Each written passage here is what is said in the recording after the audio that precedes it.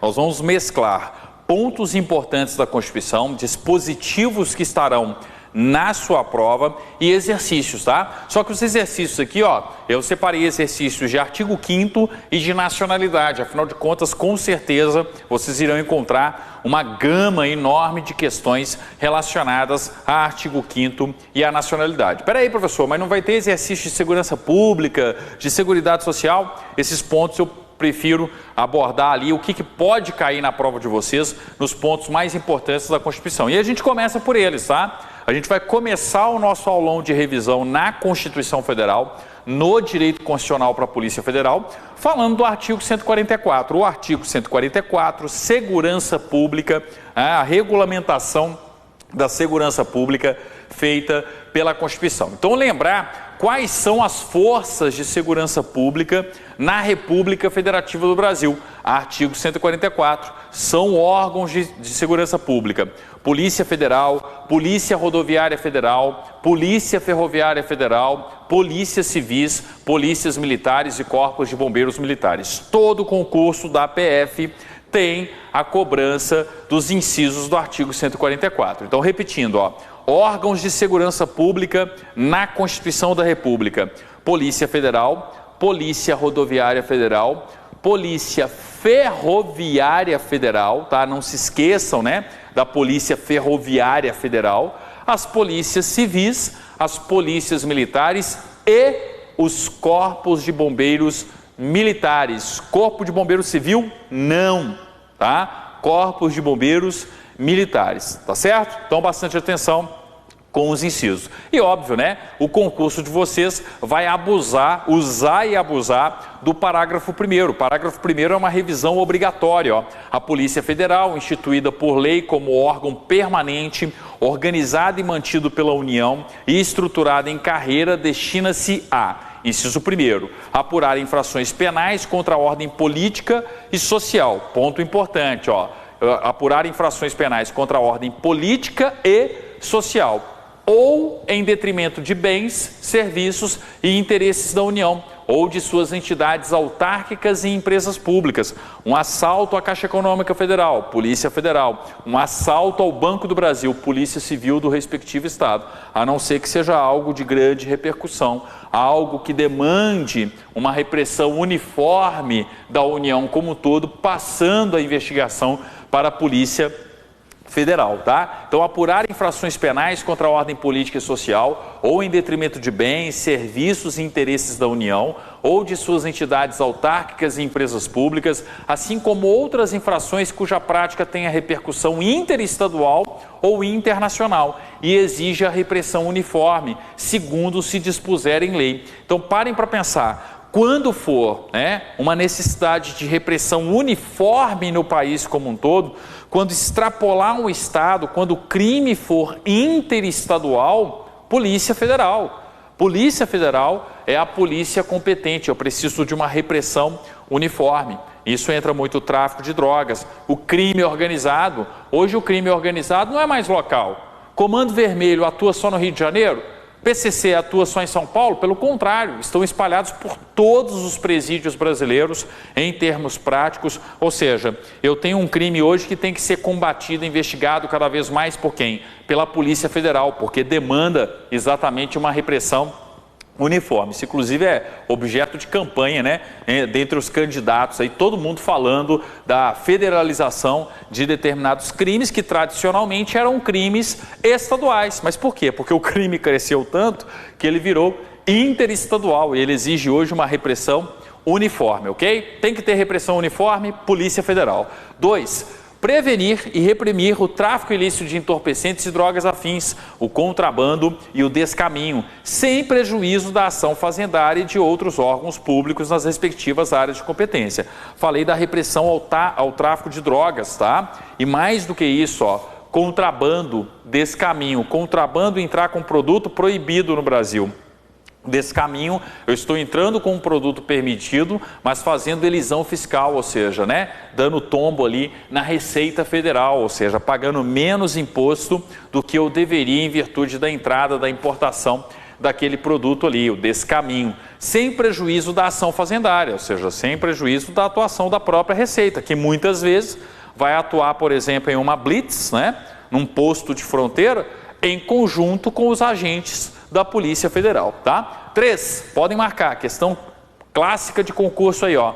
Exercer as funções de polícia marítima, aeroportuária e de fronteiras. Na fronteira, agente da Polícia Federal. No aeroporto, agente da Polícia Federal. Nos portos, tá? Agente da Polícia Federal. É a nossa polícia de fronteira, nossa polícia marítima, nossa polícia aeroportuária, tá? E 4, exercer com exclusividade as funções de polícia judiciária da União, a polícia investigativa, que tem por objetivo a persecução penal, né? A formação da culpa, tá? Então percebam que essa atividade investigativa no âmbito da União é exclusiva da Polícia Federal. Porém, concurso para PF acaba falando também da PRF, mas não tem como errar uma questão CESP sobre a Polícia Rodoviária Federal. Por quê? A Polícia Rodoviária Federal é um órgão permanente, organizado e mantido pela União e estruturado em carreira, destinando-se a quê, professor? Ao patrulhamento ostensivo das rodovias federais. Todo mundo passa num posto da PRF,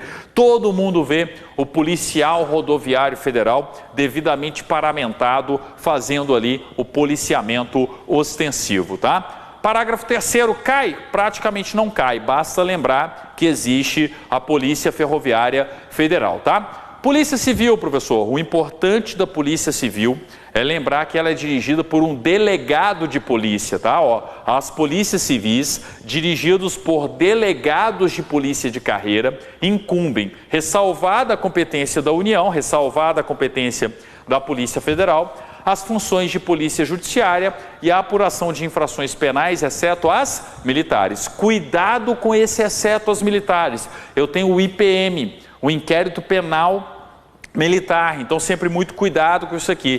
Ah, peraí, professor, e com relação às polícias militares e os corpos de bombeiros militares, tá? Eu tenho que lembrar que além do policiamento ostensivo, no caso do Corpo de Bombeiro, também tem a atividade de defesa civil, parágrafo 5º, ó. As polícias militares cabem à polícia ostensiva e à preservação da ordem pública. Aos corpos de bombeiros militares, além das atribuições definidas em lei, incumbe a execução de atividades de defesa civil. Só que esse não é o principal questionamento sobre polícia militar e corpos de bombeiro militar. Sabe qual que é o principal questionamento? O principal questionamento é o parágrafo 6º. As polícias militares e os corpos de bombeiros militares são forças auxiliares do Exército Brasileiro, tá? Não são forças auxiliares das Forças Armadas, da Marinha, da Aeronáutica, tá? As polícias militares e os corpos de bombeiros militares, forças auxiliares e reservas do Exército, subordinam-se juntamente com as polícias civis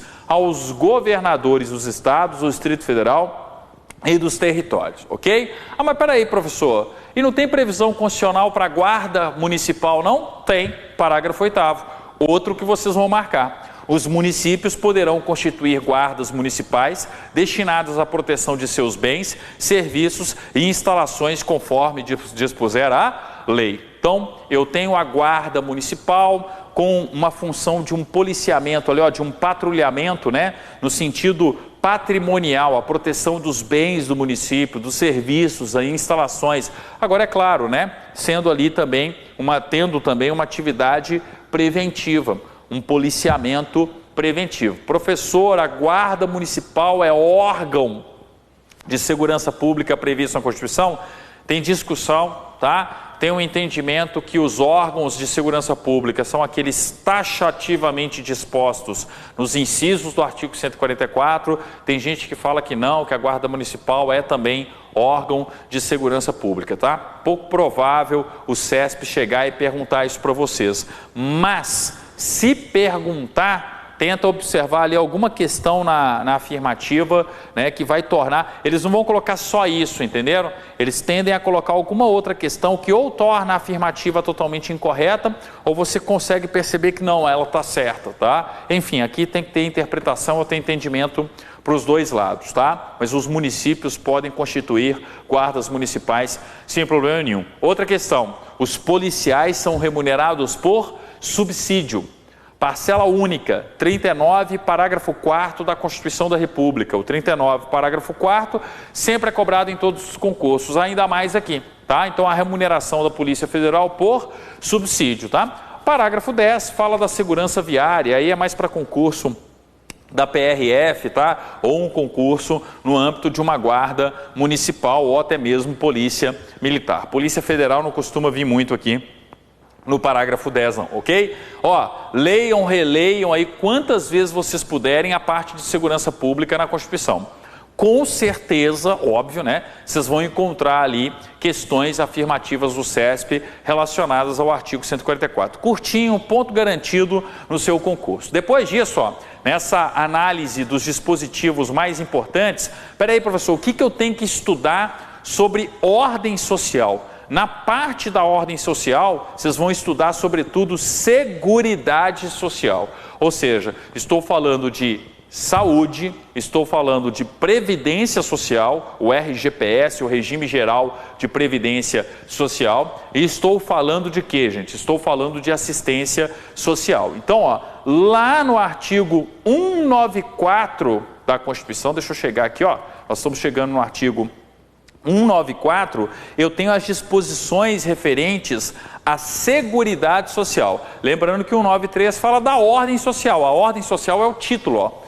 O título que vai abranger não apenas Seguridade Social, mas educação, meio ambiente, índios, família, criança, enfim, toda a parte da ordem social. Ó. A ordem social tem como base o primado do trabalho e como objetivo o bem-estar e as justiças sociais, tá? Lembrem-se lá, ó, fundamento da República Federativa do Brasil, livre iniciativa, mas junto com a livre iniciativa, valores sociais do trabalho, né? Valores sociais do trabalho e livre iniciativa. O grande objetivo da Constituição é a criação de um enorme estado de bem-estar social, onde você tenha capitalismo, um capitalismo pujante, mas você garanta também os valores sociais do trabalho. Então, por isso que a ordem social tem como base, né, o primado do trabalho. Agora, você trabalha para quê? Para ter bem-estar e justiça social. Não apenas para um proveito individual, mas também para um proveito coletivo, tá? CESP gosta do 193, pode ser que esteja lá na prova de vocês. Mas o que ele ama de paixão mesmo é Seguridade Social. Professor, não deu tempo de estudar a parte da ordem social. Você vai parar pelo menos um pouquinho e estudar ali Seguridade Social, saúde, previdência, tá? E assistência social.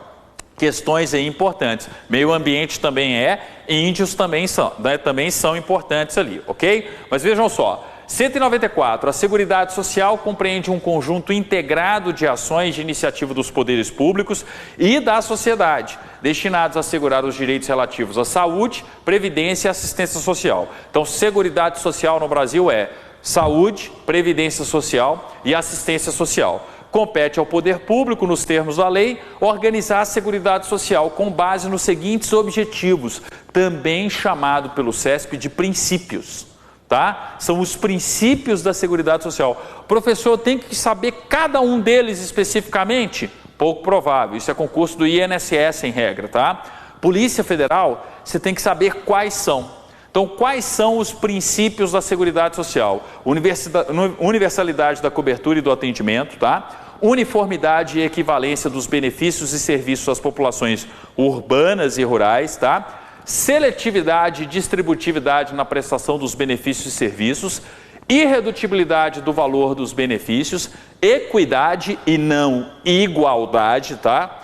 Equidade na forma de participação no custeio, quem pode mais paga mais, quem pode menos paga menos, diversidade da base de financiamento, não só o trabalhador, não só o empregador vai contribuir para a Seguridade Social, mas o governo, através dos seus orçamentos, enfim, todo mundo contribui, é uma teia de Seguridade Social, uma diversidade da base de financiamento. E sétimo, ó, caráter democrático e descentralizado da administração, mediante gestão quadripartite, com a participação dos trabalhadores, dos empregadores, dos aposentados e do governo nos órgãos colegiados. Muito comum de prova, só para vocês terem um exemplo, existe o Conselho Nacional de Previdência Social. Lá eu vou encontrar representantes do governo, dos patrões, dos trabalhadores e dos aposentados. Representação quadripartite, tá? Os órgãos colegiados terão essa característica aí, cuidado com o inciso 7º, tá? E o 195, professor, o que eu tenho que lembrar sobre o financiamento da Seguridade Social? Sobretudo isso aqui, ó, as fontes principais. Qual é a fonte, ou melhor dizendo, quais são as fontes principais de custeio da Seguridade Social? Estou falando da contribuição previdenciária. A contribuição previdenciária do patrão, a contribuição patronal básica, inciso 1º, tá? A linha A, ó, a Seguridade Social será financiada por toda a sociedade, e, né, especialmente através das seguintes contribuições sociais, ó, 1, do empregador, da empresa e da entidade a ela equiparada, na forma da lei incidente sobre a folha de salários e demais rendimentos do trabalho pagos ou creditados a qualquer título à pessoa física que lhe preste serviço, mesmo sem vínculo empregatício. Então é a clássica contribuição patronal básica. Se eu contrato um funcionário por R$1.000, ele não sai por R$1.000 para a empresa. Ele já sai, em regra, as alíquotas variam, tá? Mas por 1.200, porque em regra a contribuição patronal básica é de 20%, tá? Então eu tenho aí, né, essa contribuição em cima da folha de salários e demais rendimentos do trabalho pagos ou creditados a qualquer título, né, a quem presta serviço ali para o empregador, tá? E B, ó, aliás, desculpe, não B aqui, ó, a letra A é importante e depois o inciso 2º. Então marca aí, ó, 195, inciso 1º, a linha A, questão de prova, e o 195, inciso 2º, a sua contribuição enquanto trabalhador. Você abriu o seu contra-cheque, não tem o desconto para o INSS, o desconto para o regime geral de previdência social, é a contribuição do trabalhador e dos demais segurados da previdência social, não incidindo contribuição sobre aposentadoria e pensão concedidas pelo regime geral de previdência social, de que trata o artigo 201. Lembre-se da contribuição patronal básica e da contribuição do trabalhador, são as principais fontes de custeio. As principais são as únicas? Não, e dá para ver isso nitidamente. Ainda tem aquele caso da DRU, né? Mas eu não vou falar a respeito de desvinculação das receitas da União aqui numa revisão. Quem assistiu a aula como um todo sabe o que eu estou falando, tá certo? Então, ó, falei do financiamento da Seguridade Social, é isso aí que vocês vão lembrar. Espera aí, professor, e saúde? Falei de saúde, artigo 196. A saúde é direito de todos e dever do Estado, garantido mediante políticas sociais e econômicas que visem a redução dos riscos de doenças e de outros agravos e acesso universal e igualitário às ações e serviços para sua promoção, proteção e recuperação. 2 pontos importantes. Primeiro, direito de todos e dever do Estado. Direito de todos e dever do Estado. Qual que é o grande objetivo? Redução do risco de doença.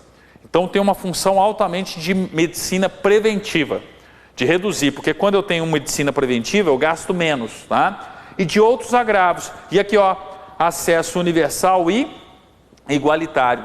Independe de contribuição para a Seguridade Social. Nunca contribuí, tenho o direito de acesso à saúde, tenho o direito de ser tratado como qualquer contribuinte para, né, a Seguridade Social como um todo. Ah, professor, mas ele não trabalha, não é empregador, é justo? Teia de Seguridade Social. Fábula da cigarra e das formiguinhas. Lembra da fábula da cigarra e da formiga? É aquilo ali, tá? Seguridade Social no Brasil é a fábula da cigarra e da formiga, tá? Então, ó, saúde, direito de todos, dever do Estado, não preciso contribuir para a Seguridade Social para ser atendido, tá? Tem uma função altamente preventiva, pelo menos na teoria, tá? E atendimento universal e igualitário. Lembra disso aí que você não vai errar a questão de prova, tá? Outra questão muito comum, eu tenho lá o 198, é cobrado, tá? Mas eles gostam de perguntar os princípios a serem observados, né, no âmbito do SUS, o artigo 200, ó. Cuidado com 200. Ao Sistema Único de Saúde compete, além de outras atribuições nos termos da lei, controlar e fiscalizar procedimentos, produtos e substâncias de interesse para a saúde e participar da produção de medicamentos, equipamentos imunobiológicos, hemoderivados e outros insumos. O SUS pode produzir remédio? Pode fazer parte ali, ó, e financiar uma indústria química no Brasil, para farmacêutica, melhor dizendo, né? Para a produção de remédios? Sim, tá? Depois, ó, exercer as ações de vigilância sanitária e epidemiológica, bem como as de saúde do trabalhador. 3, ordenar a formação de recursos humanos na área de saúde. 4, super comum de prova. participar da formulação da política e das execuções de saneamento básico. Isso mesmo, né? Questão lógica. Saneamento básico é saúde, uma saúde preventiva. Quinto, incrementar em sua área de atuação o desenvolvimento científico e tecnológico e a inovação. Sempre esse viés, né? Da medicina altamente tecnológica, cada vez mais tecnológica, eu tenho que ter isso incorporado ao SUS, né? Inclusive com o incentivo e desenvolvimento de tecnologia própria, 100% nacional, nas universidades brasileiras e coisas do tipo, tá certo? Então, cuidado com o inciso quinto, né? Comum, importante em termos de prova, tá? E também, além disso, ó, o inciso sétimo. O que eu tenho que observar no âmbito do inciso sétimo aqui, ó? Deixa eu só tirar da frente aqui, ó. Peraí. Opa, posso tirar? Então aqui, ó. Rapidinho aqui, ó, gente. O que eu tenho? O inciso quinto importante, tá? E aí depois, ó, nós temos aqui, ó, o inciso sexto. Fiscalizar e inspecionar alimentos, compreendido o controle de seu teor nutricional, bem como bebidas e águas para consumo humano. Sabe o rótulo dos produtos ali, ó, ter muito sal, muito sódio, esse tipo de coisa, tudo no âmbito do SUS também.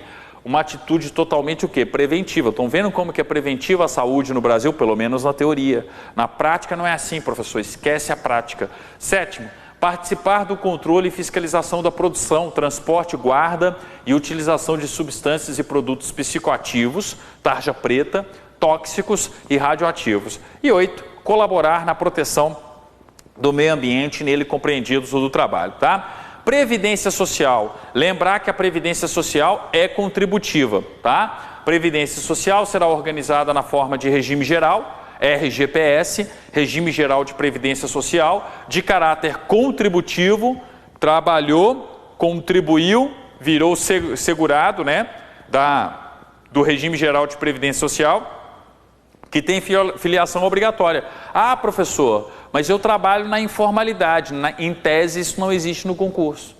Todo mundo é trabalhador, com carteira assinada, todo mundo trabalha na formalidade, mesmo quando é autônomo, contribuinte individual, vai fazer o recolhimento para o RGPS, tá? Então não vai na prática não, vai aqui, ó, caráter contributivo, todo mundo que trabalha contribui, por isso que a filiação é obrigatória, tá? Então quem que vai receber? Quem vai receber é justamente o segurado. O segurado, né, que trabalhou, que contribuiu para o regime geral de previdência social, tem direito a receber, né, os benefícios de previdência social. Cobertura do... Aí quais são esses benefícios, né? Cobertura dos eventos de doença, auxílio-doença, invalidez, morte, idade avançada, tudo isso não está lá no âmbito dos benefícios de previdência social? Proteção à maternidade, especialmente a gestante, né? Então, ó, né, eu tenho aqui a licença maternidade, proteção ao trabalhador em situação de desculpe, gente, ó, proteção ao trabalhador em situação de desemprego involuntário, clássico de prova, tá? Espera aí, professor, o seguro-desemprego é um benefício de previdência social? Sim. Ah, mas a gente estuda ele no direito do trabalho. Ok, uma coisa não exclui a outra, tá? O seguro-desemprego é um benefício de previdência social. Vai estar lá na prova de vocês vão lembrar exatamente dessa revisão. Salário família, também vocês estudam no direito do trabalho. E é outro benefício de previdência social, ó. Salário família e auxílio reclusão para os dependentes dos segurados de baixa renda. Espera aí, professor, o preso recebe auxílio reclusão? O preso que era um segurado de baixa renda, ou seja, ele trabalhava, mas ganhava pouco, ele teve filhos, tem dependentes, tá? Ele não contribuiu ao longo dos anos como trabalhador para a Previdência Social, para o regime geral, na hora que ele é preso, condenado e está recluso, e os meninos dele? E os filhos dele? Estarão aonde? Eu preciso ter uma política de seguridade social, eu preciso ter um pagamento de um benefício de Previdência Social para os dependentes e não para o preso, tá? Para os dependentes do preso, do condenado de baixa renda. É o auxílio reclusão, ok? Uma coisa que existe em todos os estados capitalistas, diga-se de passagem, né? Salário família e auxílio reclusão para os dependentes dos segurados de baixa renda.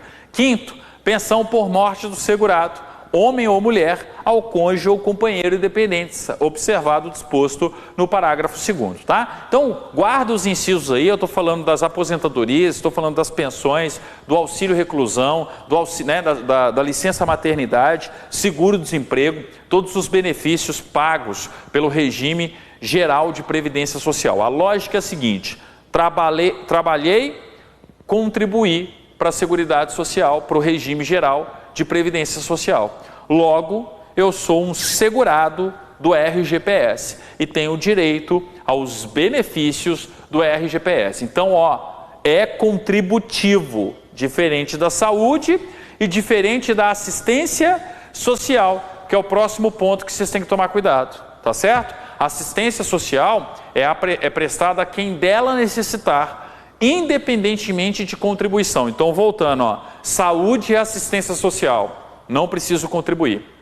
Todos os brasileiros podem ser beneficiados por um atendimento de saúde no SUS ou pela prestação de uma política de assistência social, desde que necessite dessa assistência social, tá? O único de caráter contributivo é a Previdência Social, tá certo? Então eu tenho aqui o artigo 203, tá? E aí, cuidado com o 203, inciso 5º. O que eu tenho no 203, inciso 5º? A garantia, olha só, a garantia de um salário mínimo de benefício mensal à pessoa portadora de deficiência e ao idoso, tá? Então não é só a pessoa com deficiência, é a pessoa com deficiência e ao idoso, que comprovem não possuir meios de prover a própria manutenção ou de tê-la provida por sua família, conforme dispuser em lei, tá? Então eu tenho aí, o benefício, né, de assistência social, de prestação continuada, tá? Por quê? Porque a pessoa é idosa, não tem condições de fazer o seu próprio sustento, não tem ninguém da família para sustentá-la, então eu tenho aí a garantia de um salário mínimo de benefício mensal à pessoa portadora de deficiência e ao idoso que comprovem não possuir meios de prover a própria manutenção ou de tê-la provida por sua família, conforme dispuser em lei. Questão de prova, tá? Então, cuidado com isso aí. Depois, professor, antes da gente resolver os exercícios lá do artigo 5º, né, e de outras questões, cuidado com meio ambiente. Sempre tem questão de meio ambiente, tá? No âmbito do concurso da Polícia Federal. Então, vamos chegar aqui, no meio ambiente, rapidinho aqui, para a gente justamente falar dos pontos mais importantes, tá? Primeira coisa, todos têm o direito ao meio ambiente ecologicamente equilibrado, bem como, bem de uso comum do povo e essencial à sadia qualidade de vida. Então, meio ambiente sadio tem a ver com qualidade de vida sadia, impondo-se ao poder público e à coletividade o dever de defendê-lo, preservá-lo para as presentes e futuras gerações. Então, primeira coisa, é uma competência comum. É uma competência material comum, tanto a União, os estados, o Distrito Federal, o município irão se preocupar com a preservação do meio ambiente. E não é uma competência, uma preocupação só do Estado, mas também de toda a coletividade, de toda a sociedade, ok? Então, cuidado com esse detalhe aí, tá? Depois, muito cuidado com os biomas, a serem protegidos, O parágrafo 4º é clássico de prova, clássico do clássico. A floresta amazônica brasileira, a Mata Atlântica, a Serra do Mar, o Pantanal Mato-Grossense e a zona costeira, chamada Amazônia Azul, são patrimônio nacional e sua utilização far-se-á na forma da lei, dentro de condições que assegurem a preservação do meio ambiente, inclusive quanto ao uso dos recursos naturais. Atenção! Eu vou repetir, porque vocês vão escutar a minha voz no dia da prova, porque isso aqui vai estar na prova de vocês. Atenção, a floresta amazônica brasileira, a Mata Atlântica, a Serra do Mar, o Pantanal Mato-Grossense, a zona costeira, são patrimônio nacional e sua utilização far-se-á na forma da lei, dentro de condições que assegurem a preservação do meio ambiente, inclusive quanto ao uso dos recursos naturais. Então, uma preocupação maior com esses biomas, tá? Então, floresta amazônica, Mata Atlântica, Serra do Mar, Pantanal, Zona Costeira. A Zona Costeira é chamada de Amazônia Azul, tá? Então, ó, cinco biomas especialmente protegidos pela Constituição. Floresta Amazônica, Mata Atlântica, Serra do Mar, Pantanal, Zona Costeira, tá? Fica repetindo, mantra. Tá? Mantra até o dia do concurso, para você justamente, né, gravar isso aí e garantir esse ponto extremamente comum em todas as provas. Tá? Ó, falei da família, da criança, do adolescente, questões importantes, mas na nossa revisão aqui a gente não pode analisar todos os tópicos. Tá? Depois, ó, cuidado com os índios. Tá? Polícia Federal tem muita relação com o índio. Justiça Federal é a justiça competente para julgar os direitos indígenas, tá? Ministério Público Federal é quem vai defender judicialmente os interesses das populações indígenas. Então, sempre quando eu falar de índios, eu tenho Polícia Federal, eu tenho a participação, né, da Polícia Federal em algum tipo de situação, tá? Então, ó, são reconhecidos aos índios sua organização social, costumes, línguas, crenças e tradições e aos direitos originários sobre as terras. Atenção! E os direitos originários sobre as terras que tradicionalmente ocupam, competindo à União demarcá-las, proteger e fazer respeitar todos os seus bens. Professor, todo o território brasileiro foi tradicionalmente habitado pelos índios. Claro que não é assim. Eu vou demarcar a reserva indígena num tamanho adequado, preservar a cultura, o ecossistema, tá? Lembrem-se que no artigo 20 da Constituição, nós temos os bens da União e constituem bens da União as terras tradicionalmente habitadas pelos índios. Então a Constituição só está repetindo algo que ela já disse lá no artigo 20. E aí, ó, o parágrafo 1º, que é o que cai, esclarece para você o que é uma terra tradicionalmente ocupada por índio. Então, olha só, são terras tradicionalmente ocupadas pelos índios, tá? As por eles habitadas em caráter permanente, as utilizadas para suas atividades produtivas. Então, não é só o terreno da aldeia, entendeu? Ao redor também. Então, ó, são terras tradicionalmente ocupadas pelos índios, a por eles habitadas em caráter permanente, as utilizadas para suas atividades produtivas, as imprescindíveis à preservação dos recursos ambientais necessários a seu bem-estar e as necessárias à sua reprodução física e cultural, segundo seus usos, costumes e tradições. Então, nunca pode ser só o terreno da aldeia indígena. Eu tenho que garantir uma área ali, ó, onde a comunidade indígena possa viver, tá, da área da aldeia indígena, ou seja, da terra tradicionalmente habitada pelos índios. Não é só onde está lá as casinhas, as ocas, né, o terreiro, melhor dizer, não o terreiro, mas o terreno da aldeia indígena, ok? Então, cuidado com isso aí, ó, cuidado com o parágrafo 1º, é uma questão prática de prova. Outra questão muito comum, terceiro, ó, o aproveitamento dos recursos hídricos, incluídos os potenciais energéticos, a pesquisa e a lavra das riquezas minerais em terras indígenas, só podem ser efetivados com autorização do Congresso Nacional, ouvidas as comunidades afetadas, ficando-lhes asseguradas a participação dos resultados da lavra.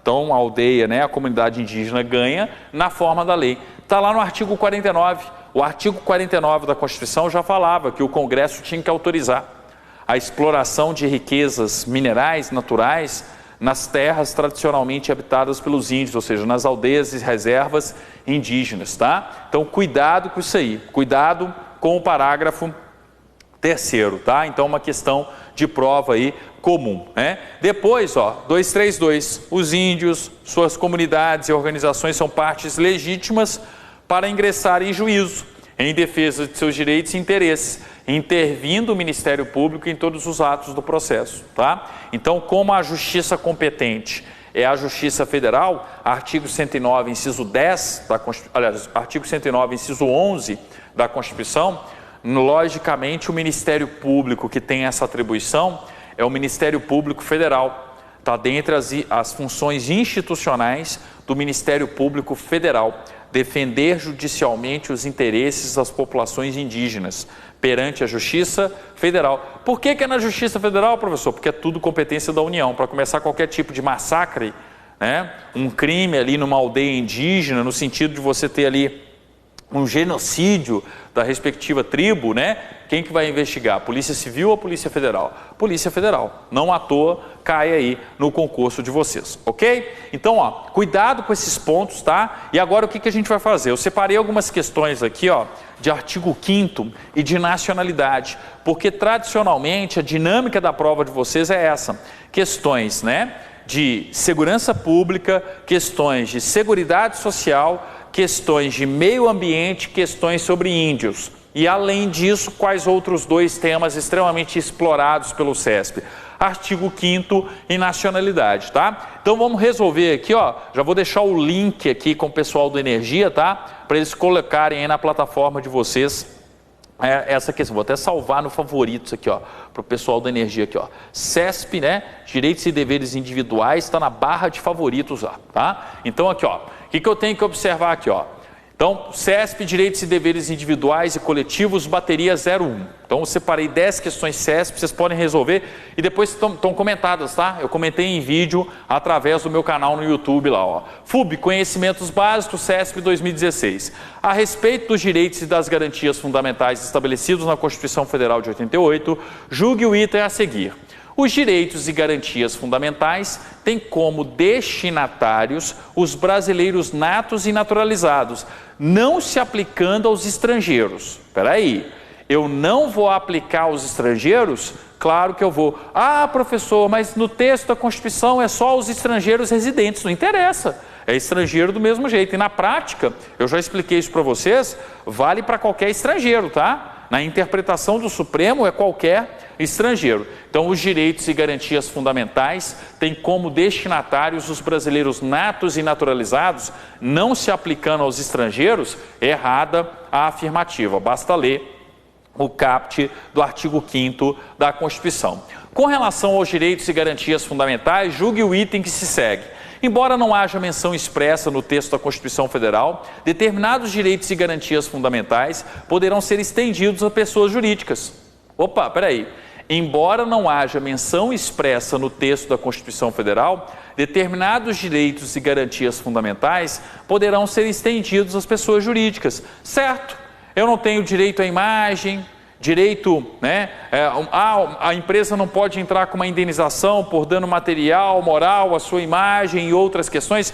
Empresa não tem direito de propriedade, não tem uma patente industrial. Então, percebam, propriedade das marcas, percebam que eu tenho sim a extensão de direitos e garantias fundamentais a pessoas jurídicas. Isso realmente não está expresso, tipo assim, ó, tem um parágrafo lá que fala: estão estendidos às pessoas jurídicas tais e tais direitos previstos no artigo 5º. Não tem essa menção expressa, tá? Eu vou interpretando ali e falo, opa, isso aqui aplica também para as empresas, isso aqui é só das pessoas físicas em si, mas eu tenho aí a afirmativa como sendo uma afirmativa correta, tá? Então, ó, 2 está correta, né?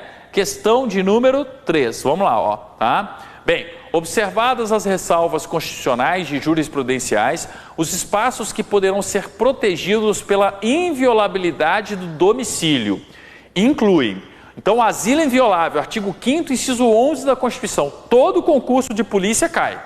Artigo 5º, inciso 11 da Constituição, tá? O local de trabalho do indivíduo é asilo inviolável? É, tá? A embarcação em que o indivíduo resida e ou exerça atividade laboral é asilo inviolável? É. Então, ó, peraí, 1 e 2 já estão corretas, né? Está querendo a opção correta. 3, o recinto ocupado provisoriamente pelo indivíduo. Opa, o recinto provisoriamente pelo indivíduo, ocupado provisoriamente pelo indivíduo, não necessariamente. O imóvel que o indivíduo ocupe por empréstimo, é. O imóvel que ocupa por empréstimo também. Quarto de hotel que seja ocupado pelo indivíduo, também, tá? Na verdade aqui, ó, vocês vão marcar como todas elas sendo corretas, né? Sendo afirmativas presentes aí, ó, onde eu posso ter todos os itens aqui, ó, estão certos, tá? Por quê? Pela própria eliminação aqui, ó, você não conseguiria fazer a eliminação necessária e marcar, por exemplo, uma outra alternativa, tá? Então, ó, questão jurisprudencial. Local de trabalho do indivíduo, embarcação em que o indivíduo reside ou exerce atividade laboral, recinto ocupado provisoriamente pelo indivíduo, né?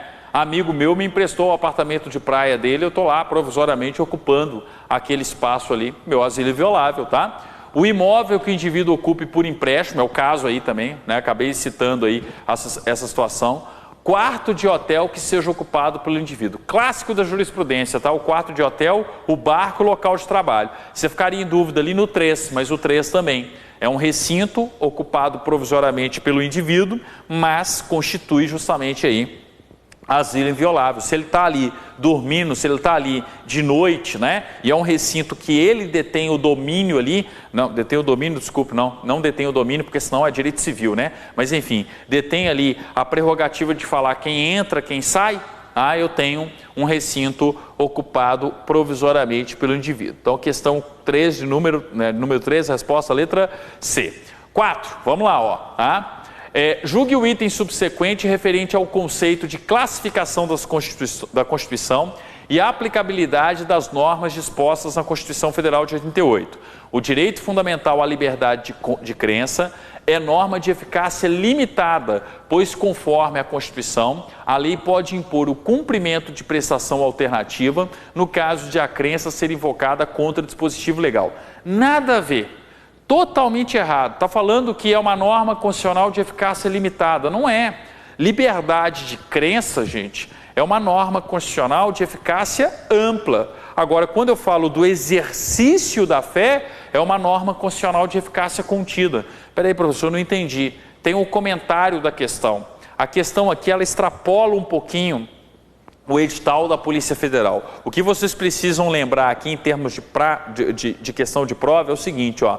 Todos nós temos liberdade de crença, ela é assegurada pela Constituição. E nós também temos o direito à escusa de consciência. O que é escusa de consciência, professor? Ninguém vai ser obrigado a cumprir uma obrigação a todos imposta, desde que se recuse a cumprir a obrigação a todos imposta por um motivo político, filosófico ou religioso, tá? Ok, eu posso me recusar, mas eu tenho que cumprir a prestação alternativa fixada em lei. Isso não limita, tá, a liberdade de crença. Foi essa tentativa que o CESP tentou aqui e nada a ver, tá? Uma afirmativa completamente errada em termos de concurso, em termos de prova, tá? Questão de número 5, vamos lá, ó. No que concerne aos direitos e deveres individuais e coletivos, à nacionalidade e aos direitos políticos, julgue o item que se segue, tendo como referência as disposições da Constituição Federal.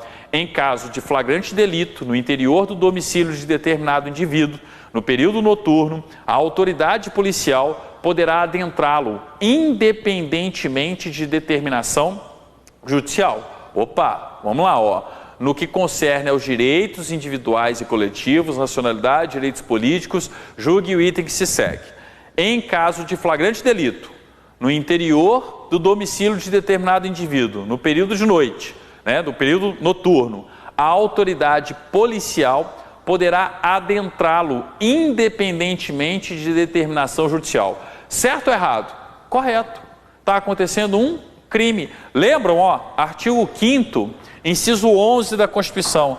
Quando que eu posso entrar? De noite. Quando que eu posso entrar? Durante a noite, sem o consentimento do morador. Nas hipóteses DDS. O que é hipótese DDS, professor? Flagrante delito, é o caso da questão, em situação de desastre ou para prestar socorro. Ah, professor, e durante o dia, professor? Nas situações DDS, e além dessas 3 situações, existe mais uma, por determinação judicial. Ok? Não tem como errar isso aqui, gente. Sempre cai em concurso de polícia, tá? Ó, flagrante delito, desastre e socorro, e sendo durante o dia, também por determinação judicial. Tem 4 hipóteses. Durante a noite, só 3 hipóteses, tá? flagrante delito, desastre e socorro. E sempre lembrando, ó, conceito de noite, 18 às 6. Conceito de dia, 6 às 18. Mas isso é uma referência de tempo. Na jurisprudência, permite-se o cumprimento de um mandado de busca e apreensão, de um mandado de prisão pela Polícia Federal, por exemplo, às 19 horas. Está de noite, professor, horário de verão, ainda está de dia, tá? Então, o que prepondera, na verdade, é o critério astronômico, o nascer do sol e o pôr do sol, aurora e crepúsculo. Isso aqui é uma referência de tempo, uma referência, né, desculpe, de horas, tá? Então, cuidado aí, ó, uma questão sempre recorrente. O artigo 5º, inciso 11, estará presente na prova de vocês, tá? Então, ó, eu posso adentrar em caso de flagrante delito no interior do domicílio de determinado indivíduo no período noturno. A autoridade policial poderá adentrá-lo independentemente de determinação judicial? Sim, correta a afirmativa, resposta aqui, né, está certa. Questão de número 6. No que concerne aos direitos e deveres individuais e coletivos, à nacionalidade e aos direitos políticos, julgue o item que se segue, tendo como referência as disposições da Constituição Federal. Depende de decisão judicial, com trânsito em julgado, a suspensão das atividades de associação que tenha praticado alguma ilegalidade. Suspensão é decisão judicial com trânsito em julgado? Não. Qualquer decisão judicial.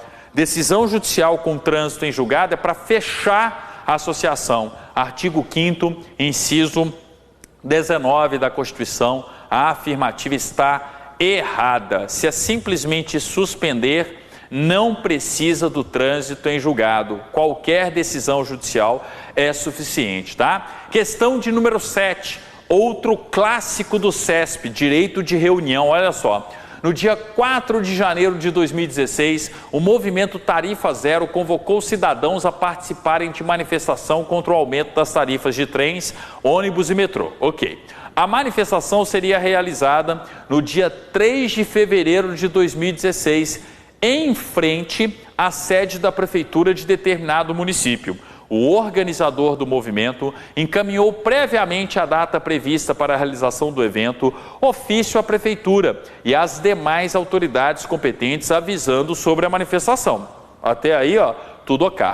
Em resposta ao ofício, a prefeitura informou que não autorizaria a realização do movimento em quaisquer áreas públicas daquele município, sob o fundamento de que no município ainda não havia legislação disciplinando o exercício do direito de reunião. Considerando essa situação hipotética, julgue o item subsequente. O município agiu corretamente. Errou. O município não agiu corretamente, né? O município agiu corretamente ao não autorizar a realização da reunião, né? Pois o exercício do direito fundamental de reunião depende de lei regulamentadora por ser norma constitucional de eficácia limitada. Nada a ver, tá? Primeira coisa, é uma norma constitucional de eficácia limitada? Claro que não. Eu preciso simplesmente comunicar. Tá? É uma norma constitucional de eficácia contida. Professor, preciso saber essa classificação para a Polícia Federal? Não precisa saber essa classificação. O importante é vocês perceberem o seguinte: qual que é o requisito para o exercício do direito de reunião? Que o exercício do direito de reunião seja feito de forma pacífica, sem armas, e que o grupo simplesmente comunique à autoridade competente, à prefeitura. Então o município cometeu uma inconstitucionalidade, tá? Isso sim, ok? Então eu tenho aí a afirmativa como sendo uma afirmativa errada, tá? Aí o seguinte, a mesma historinha, tá? Vamos ver aqui, ó, qual que é a afirmativa, ó. Considerando essa situação hipotética, julgue o item subsequente. O movimento Tarifa Zero pode impetrar mandado de segurança contra o ato do prefeito que não autorizou a realização do movimento, certo? Lesou um direito líquido e certo do movimento, um direito líquido e certo não amparado por habeas corpus, não amparado por habeas data. Então, a resposta vai ser uma resposta correta, tá? Então, eu não posso ter esse impedimento por parte do município. Aí, ó, mesma coisa, a mesma historinha, vamos lá. Em caso como descrito, né, julgue o item subsequente, lá no finalzinho, ó. Em caso como descrito, não se faz necessário prévio aviso, de modo que o organizador do movimento poderia ter encaminhado o ofício à Prefeitura e às demais autoridades competentes em data posterior à realização da reunião. Errada, tá? Cuidado, gente, ó. Artigo 5º, inciso 16, sempre foi e sempre vai ser questão de prova, tá? Bom, bem, 10ª questão. À luz do disposto na Constituição Federal de 88 e respectivas regulamentações e complementações acerca do direito de resposta, julgue o item seguinte: o beneficiário do direito de resposta, quando na modalidade de retificação espontânea e na dimensão do agravo, fica impedido de prosseguir na reparação de danos por meio de ação judicial. Professor, não entendi. Eu entrei na justiça, tá? Um órgão de imprensa, por exemplo, fez uma série de reportagens inadequadas com relação à minha pessoa, me acusando de coisas que eu não cometi. Eu entro na justiça contra o órgão de imprensa. O órgão de imprensa reconhece, opa, desculpa, não era realmente você. Ou seja, a retificação espontânea e na dimensão do agravo impede o prosseguimento da minha ação de reparação de danos no âmbito do Poder Judiciário? Não, tá? Então, ó, o beneficiário do direito de resposta, quando na modalidade da retificação espontânea e na dimensão do agravo, fica impedido de prosseguir na reparação de danos por meio de ação judicial. Afirmativa errada. Ele não está impedido, tá? Mostrar aqui para vocês, ó, vou deixar o link aí com o pessoal do Energia. Você tem que colocar o e-mail aqui, tá? Ó, você coloca o seu e-mail aqui. Peraí, professor, isso é um link normal da internet? Sim. Você vem aqui, ó, põe o seu e-mail, tá? E aí o seguinte, ó, você vem aqui e clica em enviar, né? Dá a resposta aqui. Tem muita gente que usa isso até para estudar, né? É uma ferramenta do Google aí de uma maneira geral, ó. Enviar. Ih, meu Deus do céu, cadê? Tá querendo o quê? Carros. É carros ali? Acho que é carros, né? Peraí, ó. Carros. Tem carro aqui, tem carro aqui, tem carro aqui e tem carro aqui. Aqui tem carro? Não estou enxergando direito? Acho que tem. Vamos lá. Se não tiver, vai me avisar. Vamos lá. Ó, verificar. Ih, não tinha carro ali. Entendeu? Foi um carro a mais. Aqui também é embaçado para mim, gente. Não sei se para vocês. Ó, carro aqui, carro aqui, carro aqui. Ok? Aqui também? O pessoal da técnica aqui está enxergando melhor do que eu. Ah? Qual quadradinho que tem carro também? Esse aqui? É só esses aí, né? Então, beleza. Vamos lá. Verificar. Ok, beleza. Tá? Aí tem lá, ó. Você consegue ver a sua pontuação.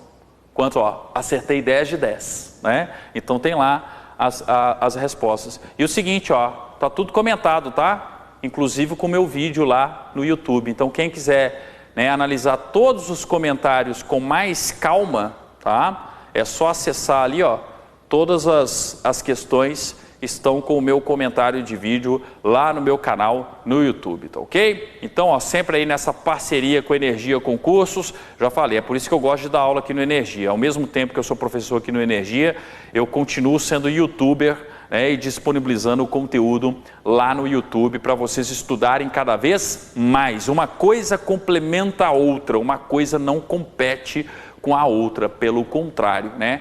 Quem pode ter Energia e YouTube, e ainda mais quem pode ter aula presencial muitas vezes, aí está estudando 3 vezes, tá? Está complementando ainda mais o respectivo estudo, ok? Então, com isso aí, a gente finaliza essa questão, né, sobre o artigo 5º. Eu acho que eu tenho algum tempinho para resolver nacionalidade ainda, né? Dá tempo aí no âmbito da revisão da gente resolver pelo menos algumas questões de nacionalidade. Aqui eu não vou conseguir resolver todas, gente, porque são 20, tá? E aqui eu não lembro se eu já comentei lá no YouTube, mas de qualquer forma a gente comenta aqui, ó. Então vamos lá, ó. Nacionalidade, tá? Bateria do CESP, aí, artigos 12 e 13, o CESP adora nacionalidade. Então vamos lá, ó.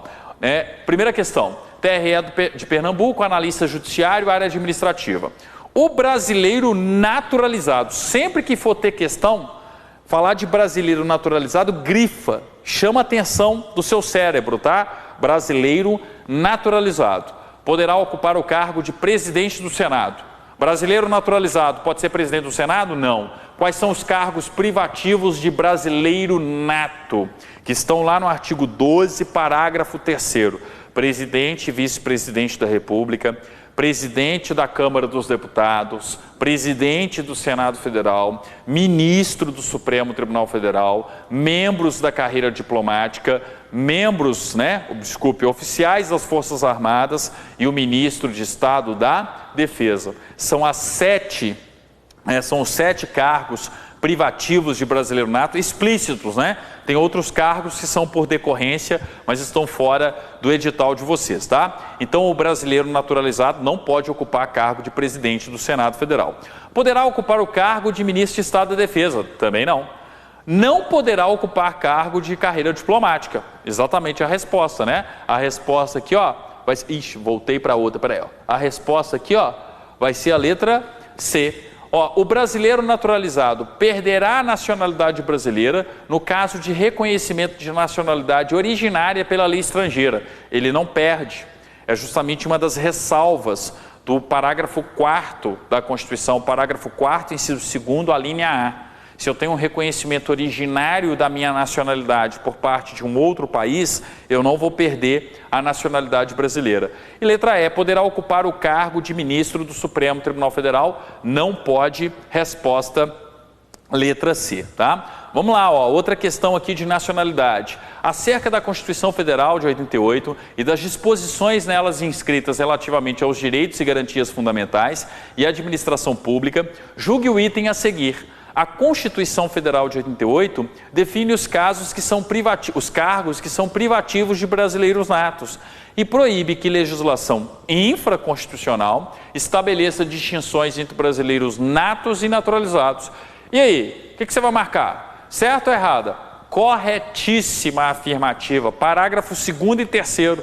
Olha só, a Constituição Federal de 88 define os cargos que são privativos de brasileiros natos, no parágrafo 3º, e proíbe que a legislação infraconstitucional estabeleça distinções entre brasileiros natos e naturalizados. Verdade, no parágrafo 2º do artigo 12, tá? Então, a afirmativa está correta. Então, a afirmativa correta por parte aqui, né, do CESP. Vamos lá, próxima questão.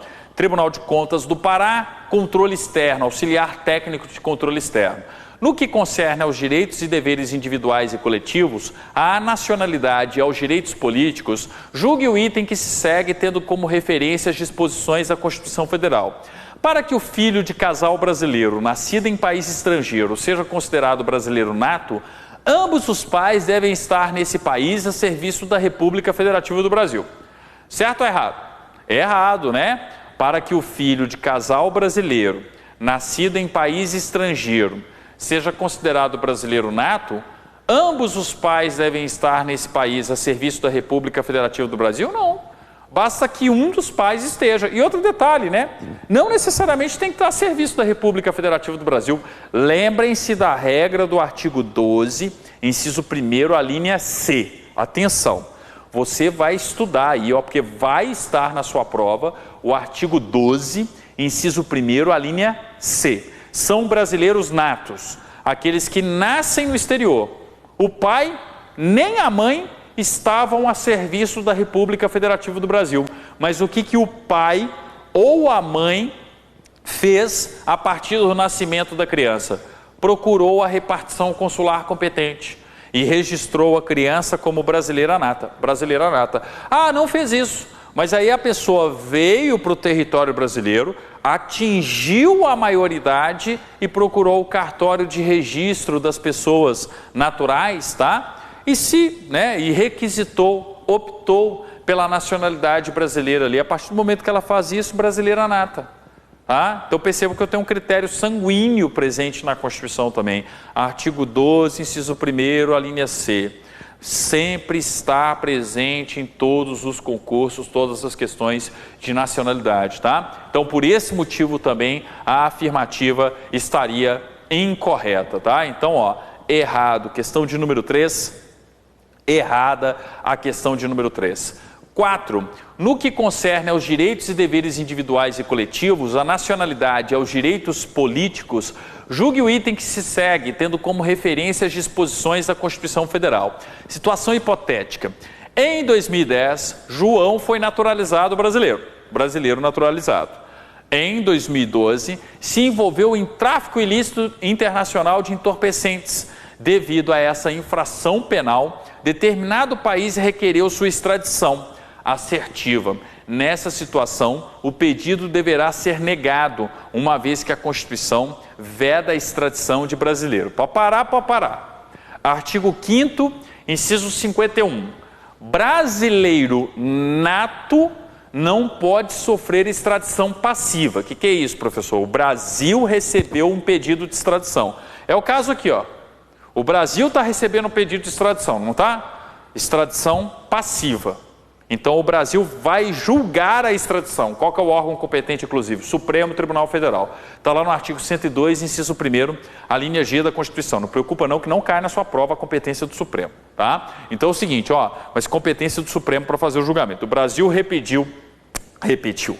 O Brasil recebeu um pedido de extradição e vai decidir se extradita ou não. Primeira coisa, pode extraditar o brasileiro naturalizado?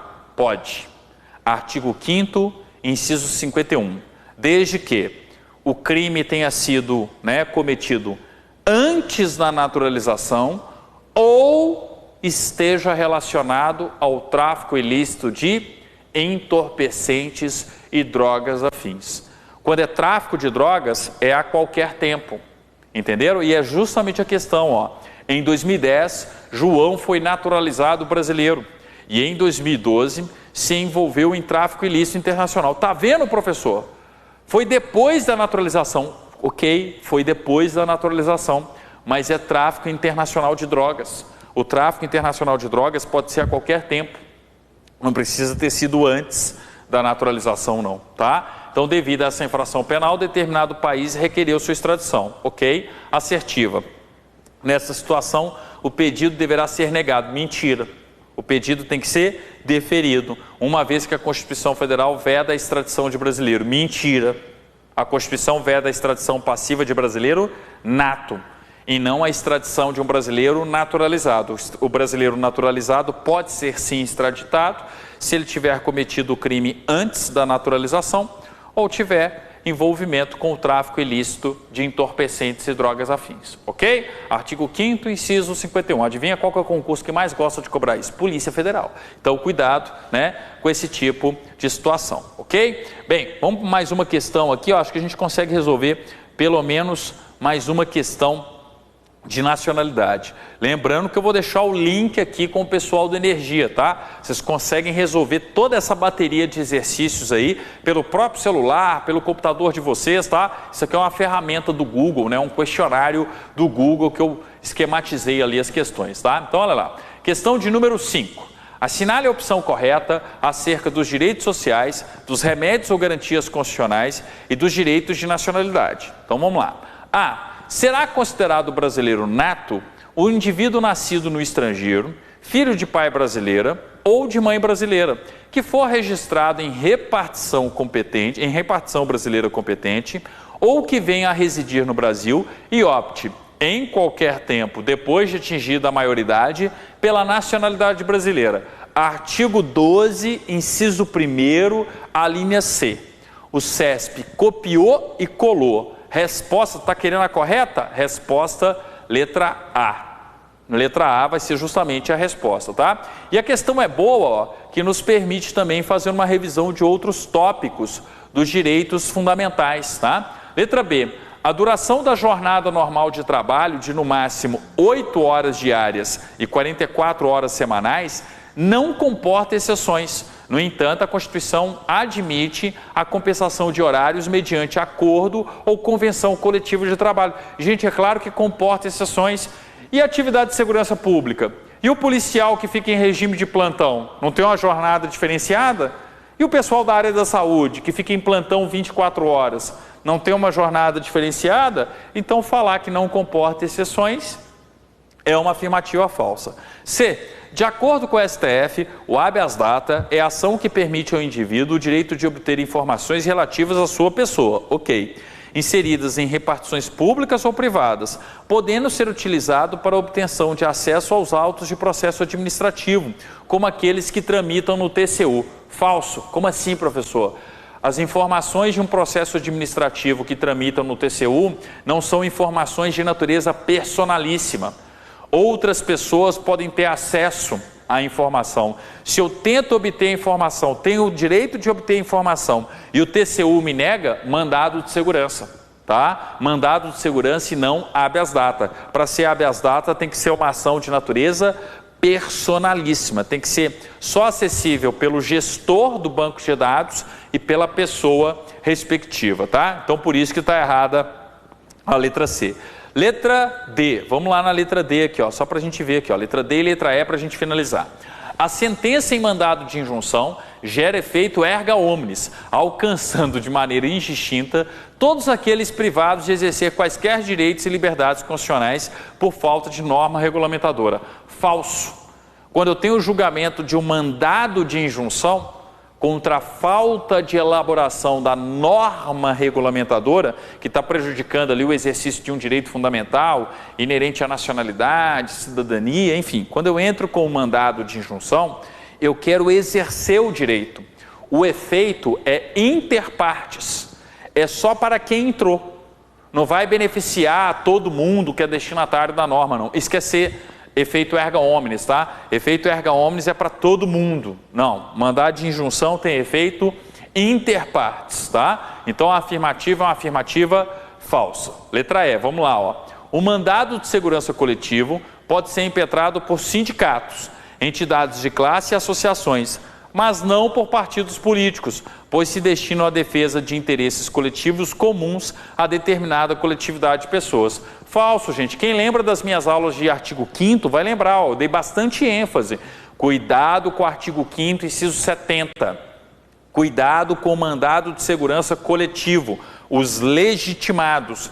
Quais são os legitimados a ingressarem com o mandado de segurança coletivo? Partido político com representação no Congresso Nacional. E além de partido político com representação no Congresso Nacional, sindicatos, entidades de classe e associações. As associações precisam ter pelo menos 1 ano de funcionamento.